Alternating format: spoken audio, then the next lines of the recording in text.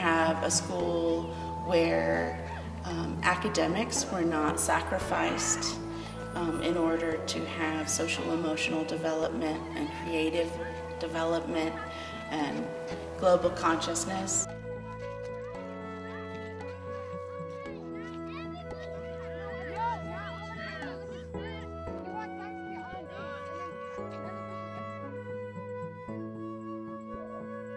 I think organizing a classroom with multi-age groupings is essential, actually. Having tried it both ways as an educator, I would never go back to a singular age grouping. So this morning I want to talk about, just like the Earth is at a tilt, the rotation of the moon is at a tilt. It might be a little higher down here, and then a little lower down here. One of the things that I love about the multi-age classroom is that my daughter, who is the youngest in our family, you know, and the baby kind of at 7 still, you know, she gets to be in charge because there are kids younger than her. The kids respond to the opportunity to mentor a kid, to teach a kid something new, and then they also don't feel embarrassed, for example, if they need help, if another kid is helping them, because they understand that all of them are at different levels of everything. Probably have put on the science glasses. You should have.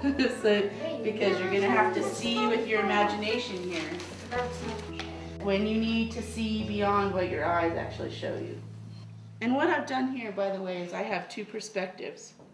So you can be looking at it one way through one part of your imagination and another way through the other part of your imagination. That's the beauty, I think, of the multi-age environment, is that it gives Liam the opportunity to understand patience with the younger kids, and also that he's also learning a lot from the older kids about who he is. And I like that there are lots of different mirrors for him to reflect off of.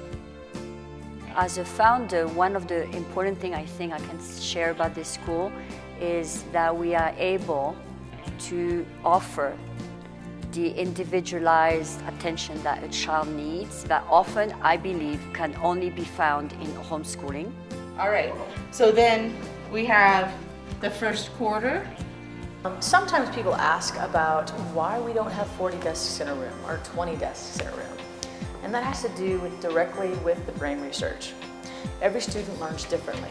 And we want to provide numerous ways for them to do their work. And then they discover what works best for them. And then, when it gets all the way over here, the sun is shining entirely over the side that's facing us.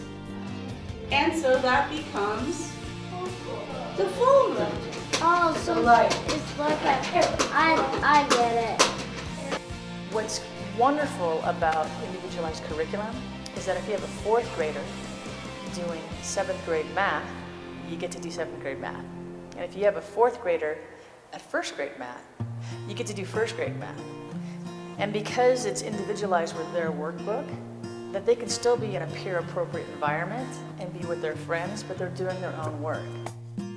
They encompass the whole world in the school. It goes into different countries, so there's an awareness beyond the me that I think we can forget sometimes that we're actually part of a we. Hugh has demonstrated to us the value of this school in many ways.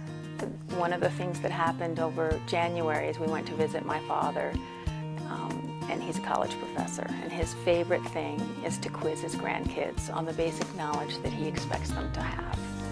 Well, he's never, ever, ever had any of his grandchildren meet his expectations before, and this time he met them and he exceeded them.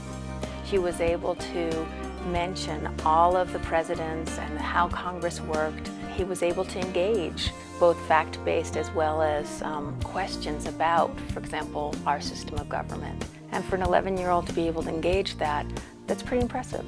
And it came not from him, it came from the school. The environment here, we found, is just distinctly different.